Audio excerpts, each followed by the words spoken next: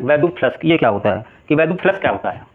तो अगर एक समान वैद्युत क्षेत्र है, यदि एक समान वैद्युत क्षेत्र है और इसमें कोई हम पृष्ठ ले लेते हैं, इसमें कोई पृष्ठ ले लेते हैं, इसका क्षेत्रफल क्या होगा ए, तो जो वैद्युत फ्लक्स होता है फाई ए, ये वैद्युत क्षेत्र ई और इस पृष्ठ के क्षेत्रफल के अदिश गुणनफल को ही क्या कहते हैं, वैद्युत फ्लक्स कहते हैं।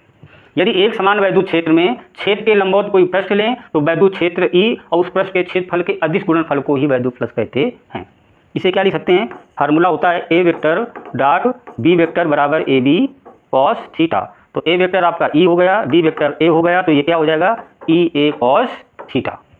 ए वेक्टर का ये परिमाण, इसी प्रकार ई वेक्टर का ई क्या है परिमाण है, ए वेक्टर का ए क्या है।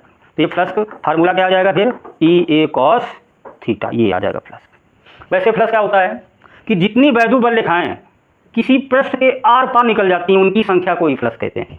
जितनी वैद्युत बल रेखाएं किसी पृष्ठ के आर पार निकल जाती हैं उनकी संख्या को क्या कहते हैं, वैद्युत फ्लक्स कहते हैं। इसकी यूनिट निकालते हैं, तो ई की यूनिट क्या होगी, तो ई बराबर फार्मूला क्या होता है वैद्युत क्षेत्र की तीव्रता एफ अपान क्यू यानी न्यूटन प्रति कूलाम। तो ये आ जाएगा न्यूटन बटे कूलाम इनटू क्षेत्रफल है ए, तो इसका मात्रक मीटर स्क्वायर, तो ये आ जाएगी इसकी यूनिट।